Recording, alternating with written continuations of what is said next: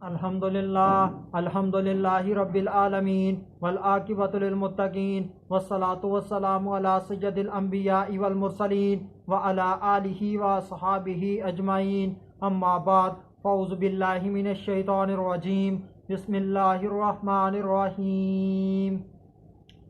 قال کلا ان معی ربی سیہدین۔ صدق اللہ العظیم۔ ان اللہ وملائکتہ یصلون علی النبی یا ایھا الذین آمنوا صلوا علیہ وسلموا تسلیما۔ اللہم صل علی سیدنا و مولانا محمد وبارک وسلم وصلوا علیہ۔ الصلاۃ والسلام علیک یا سیدی یا رسول اللہ، الصلاۃ والسلام علیک یا سیدی یا حبیب اللہ، الصلاۃ والسلام علیک یا سیدی یا محمد الرسول اللہ صلی اللہ علیہ وآلہ وسلم۔ اللہ تبارک و تعالیٰ کی حمد و ثنا اور اس کے پیارے حبیب حضرت محمد صلی اللہ علیہ وآلہ وسلم کی ذات اقدس پر درود و اسلام کا نذرانہ پیش کرنے کے بعد میں سچے دل سے دعا گو ہوں کہ اللہ عز و جل میرے حاضرین ناظرین سامعین کے مال جان عزت آبرو میں برکتیں عطا فرمائے، اور دعا گو ہوں کہ اللہ عز و جل مجھے حق سچ ٹھیک ٹھیک بیان کرنے کی توفیق عطا فرمائے۔ اگر اس میں کوئی غلطی کوتاہی ہو تو اللہ عز و جل محض اپنے شان کریمی کے صدقے سے مجھ بندہ ناچیز کو معافی عطا فرمائے۔ دعائیہ کلمات کے بعد آج کا جو میرا عنوان ہے وہ ہے راستہ دکھانے والا اللہ۔ خطبہ کے اندر تلاوت کی گئی آیہ کریمہ سورہ شعراء آیت نمبر 62 پارہ نمبر 19۔ ترجمہ: نہیں، بے شک میرا رب میرے ساتھ ہے، وہ مجھے اب راہ دیتا ہے۔ پچھلی آیہ کریمہ کے اندر حضرت موسیٰ علیہ السلام اور حضرت موسیٰ علیہ السلام کے ساتھیوں کی جماعت کا سامنا فرعون اور فرعون کے لشکروں کے ساتھ ہوا۔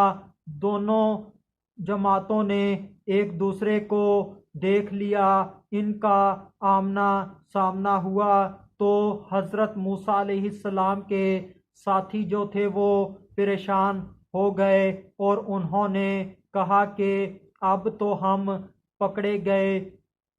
حضرت موسیٰ علیہ السلام اپنے ماننے والوں کو اپنے ساتھ لے کر مصر سے اللہ کے حکم سے نکل رہے تھے، کیونکہ فرعون بنی اسرائیل کے اوپر ظلم کرتا تھا۔ یہ فرعون ہی ہے جس نے بنی اسرائیل کے ہزاروں بچوں کا قتل کروایا۔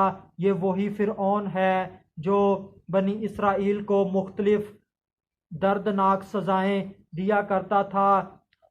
اللہ کا رسول حضرت موسیٰ علیہ السلام بنی اسرائیل کو فرعون کے ظلم سے، فرعون کی غلامی سے نجات دلانے کے لیے رات کے وقت اللہ کے حکم سے مصر سے نکل رہے تھے، ہجرت کر رہے تھے۔ حضرت موسیٰ علیہ السلام اور ان کے ساتھی ساری رات سفر کرتے رہے، اور جب صبح ہوئی تو دیکھا کہ سامنے دریا ہے اور پیچھے فرعونی لشکر ہے۔ تو اس وقت حضرت موسیٰ علیہ السلام کے جو صحابہ تھے، بنی اسرائیل کی جماعت تھی، حضرت موسیٰ علیہ السلام کو ماننے والے تھے، ایمان والے تھے، وہ گھبرا گئے، اور انہوں نے اس گھبراہٹ کی حالت میں کہا کہ بے شک اب تو ہم پکڑے گئے۔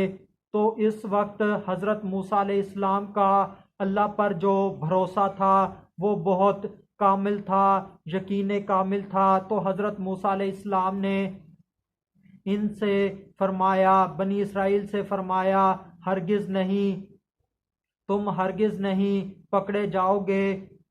حضرت موسیٰ علیہ السلام نے اپنے ماننے والوں کو تسلی دی اور یہ بھی فرمایا کہ عن قریب میرا رب مجھے راہ دکھلائے گا۔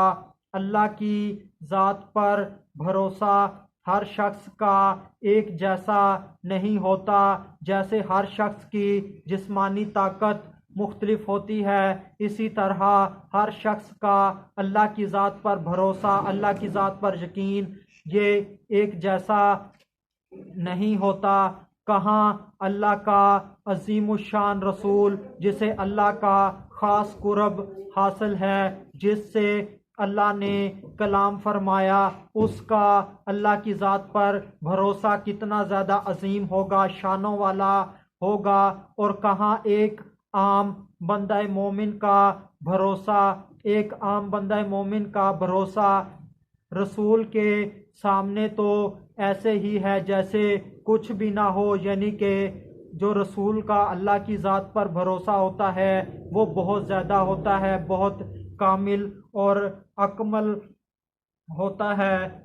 جب حضرت موسیٰ علیہ السلام نے یہ صورتحال دیکھی کہ آگے دریا ہے، پیچھے فرعونی ہے، تو حضرت موسیٰ علیہ السلام کو بالکل بھی پریشانی لاحق نہ ہوئی، اور جو حضرت موسیٰ علیہ السلام کے ماننے والے تھے، حضرت موسیٰ علیہ السلام کے اصحاب تھے، ساتھی تھے، اس جماعت کو پریشانی لاحق ہوئی کہ اب ہم پکڑے جائیں گے اور دوبارہ سے غلامی کرنی پڑے گی، دوبارہ سے وہی سزائیں سہنی پڑیں گی، مگر اللہ کے رسول نے ان کو تسلی دی،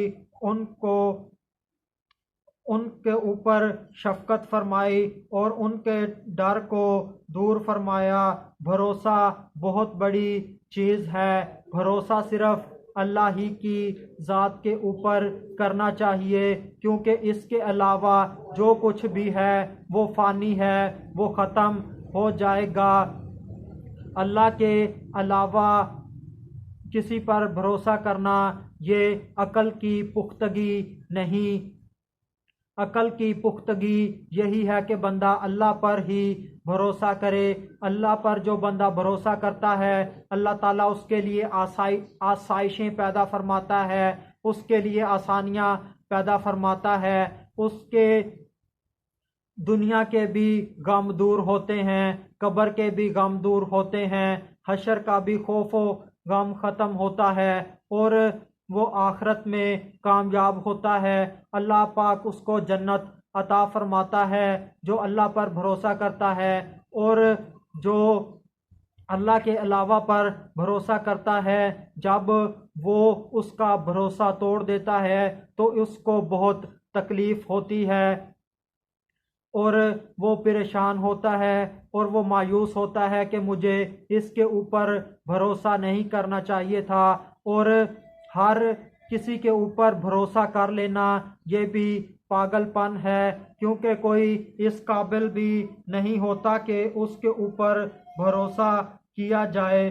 اگر اللہ کے بھروسے کے ساتھ ساتھ نبی کریم صلی اللہ علیہ وآلہ وسلم کا عشق بھی شامل حال ہو تو ہر میدان میں کامیابی ہی کامیابی ہے۔